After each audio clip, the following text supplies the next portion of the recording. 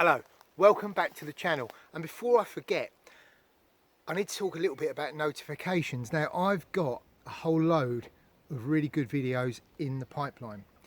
I've got one which is a kit review on a piece of kit that loads of people have asked my opinion on, and I'm going to put that one up. I've also got another one of my ever popular cooking videos. It's another meal in a mug one, and it's really, really good. There's a couple of skills based ones as well, and one of those, if you've got kids, you're going to absolutely love it. Now, to get notified of all of these, there is a little notification button somewhere down the bottom there. You've just got to press on it. It's shaped like a bell, and what will happen is once you've pressed that button, you get notified every time I put a video up, so you don't miss a single thing we're putting out.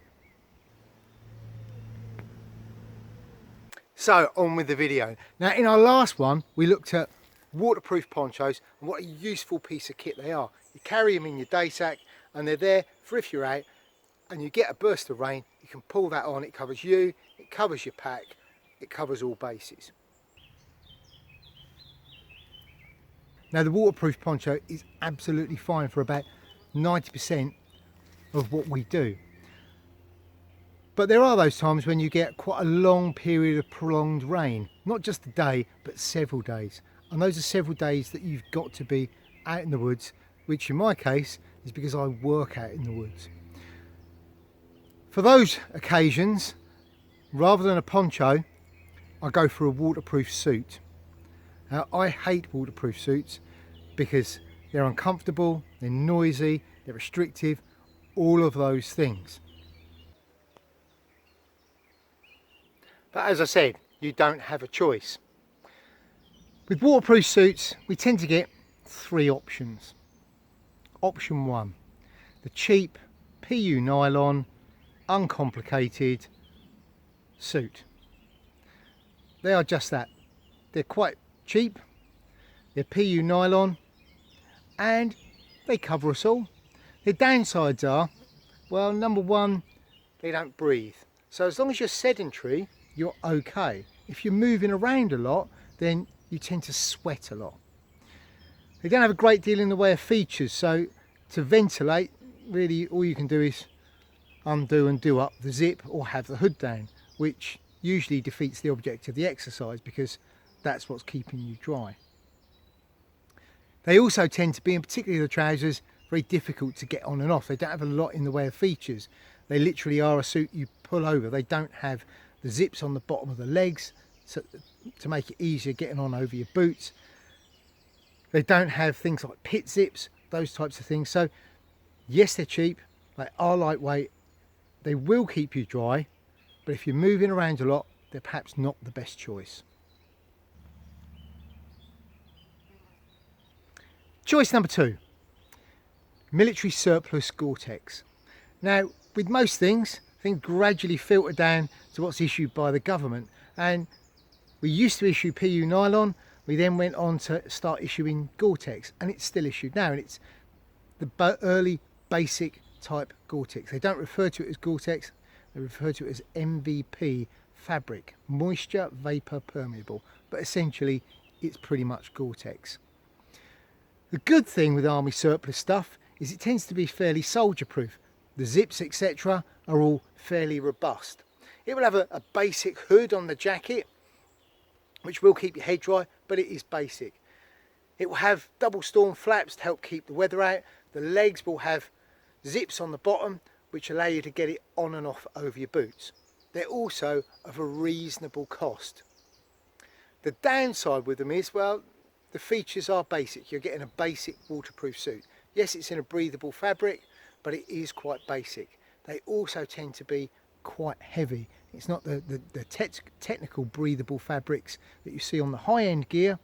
This tends to be a more basic one. The zips, again, quite heavy duty zips, and they have flaps over them. All of these things add to the weight. Option number three, well, that's the high-end stuff. It's the mountaineering technology and design, but done in the more muted colours. And if I was Ray Mears or any of the other big boys, they have the money to afford to be able to buy that stuff. and with good reason. They work out of doors. It's in their interest to have the best gear available. It does come at a price. You're getting all of the features. You're getting the lightweight Gore-Tex. You're probably getting waterproof zips, which means they don't have to put flaps, etc. on there to keep the water out. So all of this adds to the weight saving. They have a technical hood. They have articulated knees and elbows. They may have braces over the shoulders on the trousers to help keep the trousers up, because if any of you have worn waterproof trousers, you've found the same as me. You'll do a little bit of walking in them and next thing they're right down around your knees. With these ones, the more technical ones, they have a set of shoulder straps on them which help keep them in place so that while you're working, climbing, etc., they stay where they need to be. The problem with all of this is it does, as I said, come at a price, and you could be looking at anywhere between £300 and £500 for a waterproof suit, and that's a huge amount of money. The big boys can afford it. I'm a family man on a modest income and I certainly couldn't. But what if there was some middle ground?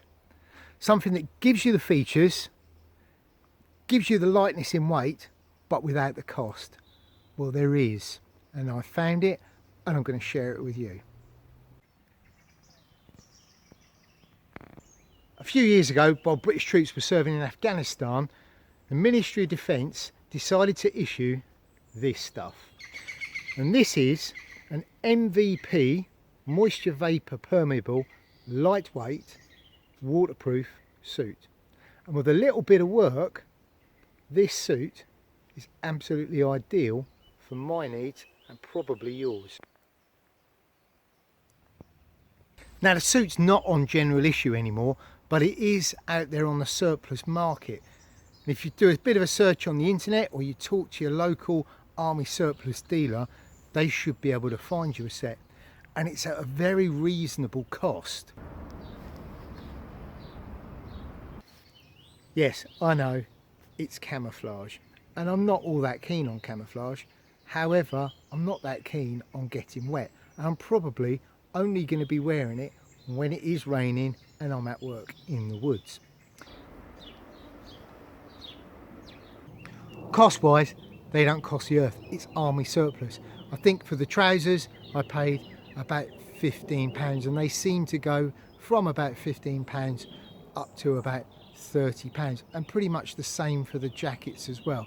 I think the highest price I've seen for the jackets was about £45. The fabric, as well as being camouflage, is also a very lightweight ripstop. To me it looks a little bit like a Packlight Gore-Tex, but as I said, technically it's MVP fabric, moisture vapor permeable. Seems to breathe really well, and I've used it quite a bit. It seems also to keep the weather out. As I said, it is nice and lightweight. This jacket weighs in at 500 grams. I've got the trousers as well, and again, they weigh in, they're nice and lightweight. The whole suit comes in at well under a kilo, which is exceptionally good for something that gives you this much protection. The suit isn't perfect, it does need a little bit of tweaking, but it does tick a lot of the boxes. The fabric is lightweight. The whole suit uses lightweight waterproof zips, so there's no need for the big double storm flaps. The lightweight waterproof zips are a lot lighter than the big chunky ones that we normally see on military surplus gear. As I said, it's not perfect and you do need to do a little bit of tweaking with it.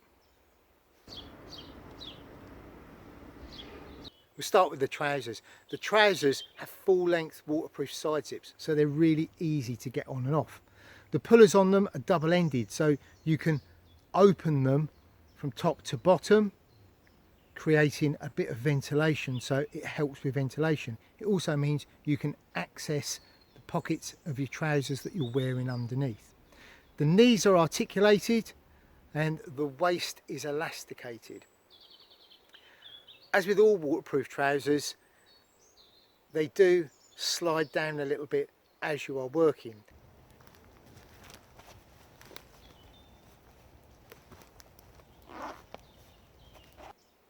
I made a couple of alterations to my trousers to stop them falling down. And all I did was I made a set of braces, or suspenders, call them what you want, out of a couple of metres of paracord. I stitched them on at the back, at a sort of midpoint.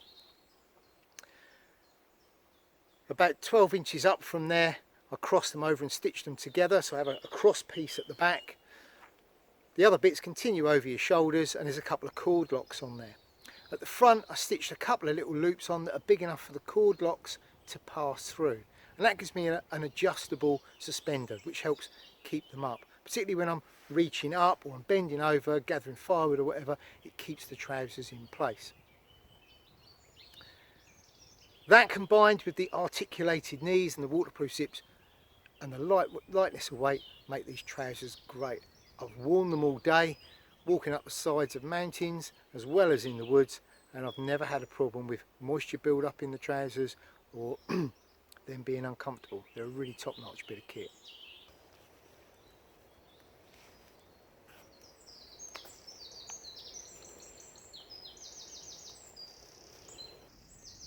On the jacket, again, they do everything to keep it nice and lightweight. The fabric's lightweight, it uses the really good waterproof lightweight zips, again with the two-way pullers, so it makes ventilation nice and easy, and it allows you to do things like go for a pee because you can unzip from the bottom while the top is still done up.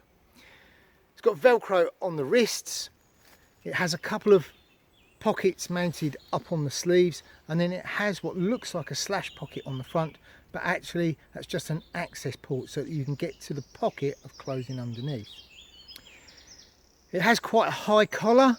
It has an adjustable scooped back, so it's a nice low back, so again as you bend forward the jacket's not going to ride up so water can't get in there. So it gives you that good bit of protection. The elbows are articulated and the sleeves are cut nice and long.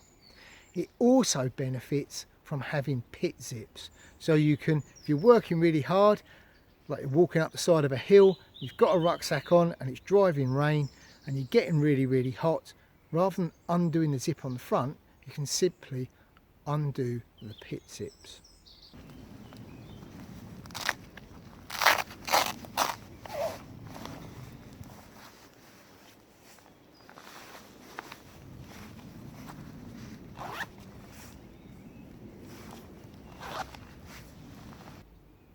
As I said, the jacket isn't quite perfect. What it lacks is a hood, which is kind of essential on a waterproof jacket, but I guess the thinking was a soldier gets issued a helmet that's waterproof.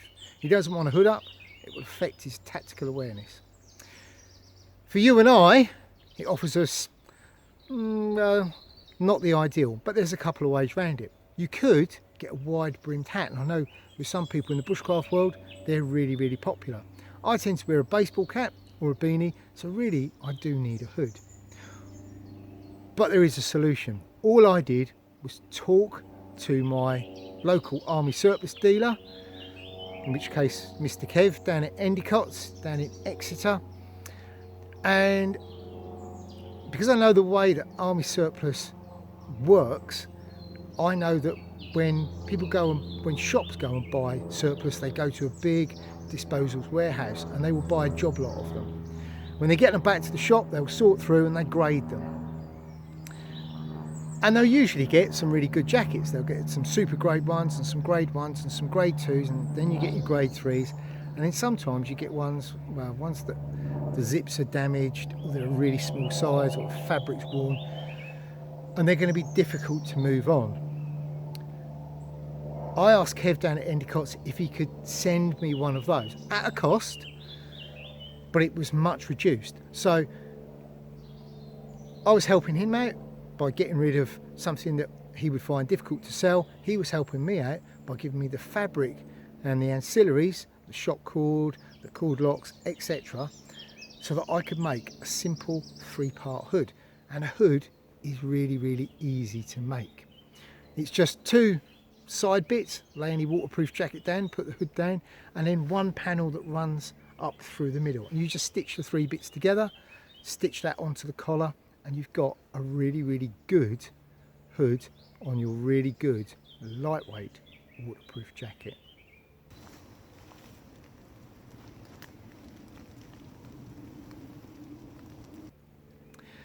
Yes, it's not going to be seam sealed, but if you're careful putting it together, it will keep the majority of the water out. If it bothers you that much, you can buy seam sealant in a tube, or you can buy Goretex tape that you can lay over the seams and iron in place to make it fully waterproof. As I said, I didn't bother with that, and I haven't had a problem with too much water coming through.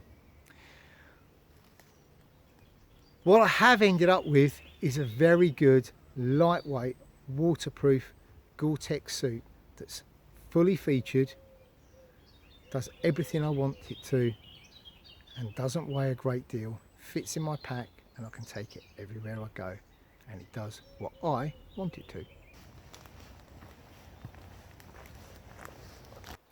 So there you have it. With a little bit of work, you can have a top spec, lightweight, breathable, waterproof suit that's ideal for a bit of bushcraft. If you found this useful, well then remember, hit that like button, share it. We love people who share our videos. If you haven't already, subscribe to the channel, and of course remember to hit that notifications button down in the corner. As always, you can also help support the channel by going over and visiting the Etsy shop, and it's called the Greencraft Shop, and over there you'll find all manner of bits and pieces that I make and sell. Some of them I make out in the woods, some of them I make at home. You'll also find the Greencraft patch. Why not show your support for the channel and order yourself one? You can put it on your smock or on your rucksack. They are really popular. So much so, the last 50 have just gone, and I'm waiting for a resupply, but they should be up on the site in the next few days. I think that's everything. I've been Neil, and until next time, stay dry and stay safe.